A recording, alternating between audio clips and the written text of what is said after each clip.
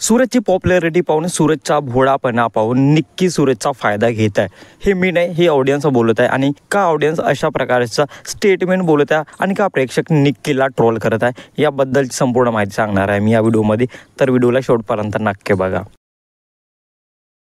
Hello, welcome back to my channel Marathi Bigg Boss update. बिग बॉसच्या नवीन प्रोमोमध्ये निक्की सूरजला राखी बांधत आहे आणि या दोघांमध्ये राखी बांधतानाचा एक कॉन्व्हर्सेशन ऐकायला भेटत आहे, ज्यामध्ये निक्की सूरजला म्हणते की तू आजपासून माझा भाऊ आहेस, तुला माझी जेव्हा गरज असेल तेव्हा तू मला कॉल कर, मला भेट, मी काम सोडून तुझ्याकडे येईन, जर मी शूटिंगमध्ये असेल तरी पण तुझ्याकडे धावत येईन, जेव्हा केव्हा तुला माझी गरज वाटेल तर तू मला नक्की कॉल कर, मला बोलाव, मला मेसेज कर. म्हणजे हा व्हिडिओ तर सोशल मीडियावर खूप व्हायरल होत आहे. पण या व्हिडिओवर जे काही कमेंट येतात म्हणजे महाराष्ट्र त्यांचे मत दाखवून राहिले, तर ते हेच बोलून राहिले की निक्की हे सर्व काय पॉप्युलॅरिटीसाठी करते, ज्याप्रमाणे सूरज पॉप्युलर आहे त्याचा फायदा घेण्याचा प्रयत्न करत आहे. आणि काही प्रेक्षक हे पण म्हणत आहेत की निक्की हे सर्व काही कॅमेरासाठी करत आहे आणि ज्याप्रमाणे सूरज भोळा आहे, साधा भोळा आहे, त्याचा ती फायदा घेऊन राहिली आहे. आणि कोणी प्रेक्षक हे पण बोलत आहेत की जर तू त्याला खरंच भाऊ मानली आहेस आणि त्याच्यावर तुला एवढा दया येऊन राहिला, प्रेम येऊन राहिलं, तर ज्या प्रकारे तू शो मध्ये असं दाखवतेस बाहेर पण तुला अशीच राहायला पाहिजे. हे जे काही करत आहेस